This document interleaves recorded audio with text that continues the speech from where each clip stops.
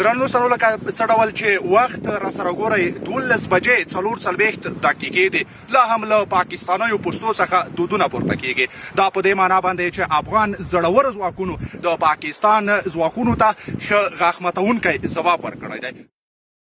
اشنا صاحب برید خو په کم 4 بجې و چې برید شروع شو نو تر اوسه تو سره غلې دلته و بجې څخه کم د اوسه پورې د پوستونو دودونه پورته کیږي لوګي پورته کیږي پوستې په بشپړه توګه ویجاړې شوې مقصد پوستې وسوځېدې ملګري ورسېدل پوستو ته نه تر اوسه بس څخه کې ملګري پرته دي ان شاء الله آینده دپاره به ورته ګوري. زموږ ملګرو په مورد باندې که یو څه اطمینان راکړي دوی خو تلفات نه ویل دلې دې سره پخوا کې عام خلکو په مورد باندې الحمدلله شکر دی بیخي نو عام خلکو ته څه زیان رسېدلی دی خلک کاڼې ته هر څوک کډه شوي وي د څخه نه د ډاره دی هغه د وجې نه چې دلته موږ افغان ځواکونه ولیدل په د سیمه کې دی مقصد و چې خلاف مشکل جوړېږي نه را الحمدلله چې تا زیان دی وخت نه ملګري شهیدان شوي زخمیان شوي نه عام خلک تر اوسه خیره پاکستان ځواکونو توپان راوشړل اوانونه یې راوشړل د موږ خاورې ته خو به هر خلک موږ ځواکونو ډېره کلکه دفاع وکړه دوی سر چګولو ته نه پرېښودل چې سر پورته کړي افغان ځواکونو خو الحمدلله دغه 2000 والکل نه چې امریکایان راغلي موږ د خپلې خاورې دفاع ته آماده یو اوس آماده یو که په موږ باندې هر هېواد هر څوک زموږ په خاوره تجاوز کوي تیری کوي موږ به په کلکه دفاع کوو په کلکه به ملاتړ د خپلې خاورې کوو د خپلې خاورې ساتنه په موږ فرضاندو به خپله خاوره په کلکه وساتو هر افغان ته پکار دی چې د خپلې خاورې دفاع وکړي. درنو دوستانو لکه څه ډول چې تاسو را سره ګورئ افغان دفاعي ځواکونه په بشپړه توګه سره آماده دي چې تر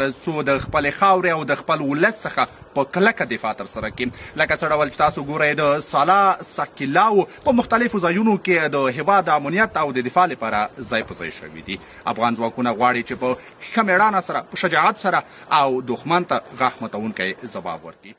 دوستانو لکه څه ډول چې تاسو ګورئ ډیورن فرضي کرښې ته نږدې کورونه دلته موجود دي له دغه کلیوالو سره خبرې ترسره کوو چې دوی شپې خو ډېر په تنګ شوي نه وي له خیره سره چې کله نښته پیل کېږي. سړی مشر وروره لومړی دې نوم واخله. وعلیکم السلام سړی مشر خیر اوسې ډېره زیاته مننه. سفید الله مې نوم دی. تېرې شپې کیسه راته بیان کړه.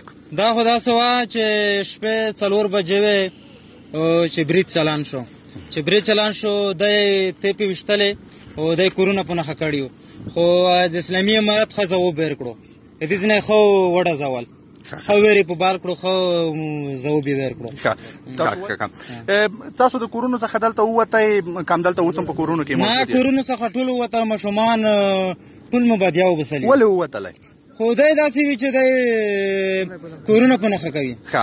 مقصد پوستې نه ولي بلکې عام خلک عام خلک ولي بالکل یې دلته کورونو ته توپان کورونو ته بالکل کورونو ته زیان رسوي دلته ماشومان وي. اوس هم لوګي خېږي دغه سیمه کې؟ او بالکل لوګي خېږي د دوی د پوستې څخه د پاکستان د ځواکونو پوستې څخه بالکل. نوم مې نسیم خګمان دی د ډبګي کلي اوسېدونکی یم. تېرې شپې کیسه راته بیان کړه څه ډول کیسه وه چې کله جنګ پیل کېږي تاسو دلته وئ لاړئ څه ډول خبره وه؟ نه موږ هم دلته پاتې شوي وو خو د دې سیمې ټول خلک لاړل بار د پورې کلي یعنې یو څه کورنۍ به پاتې وي نور ټول خلک کډه شول د شپې مهال یعنې په تیارو کې په تکلیفو کې د موټرو ډېرې تکلیفو سره مخامخ وو. افغان ځواکونو زړورتیا څومره موجوده وه؟ بېشکه په دې کې د ستایلو وړ وي او په ښه مېړانه سره د خپلې دفاع د خپلو افغانانو وروڼو خویندو دفاع وکړه او موږ په دوی باندې ویاړو او فخر پرې کوو. دوی کومک در سره وکړه چې کله تاسو کاډې تللې له دغه ځای څخه؟ هو بالکل موجود دلته موجود د موټرو او د هر څه وسایل په باره کې د موږ سره مرسته وکړه.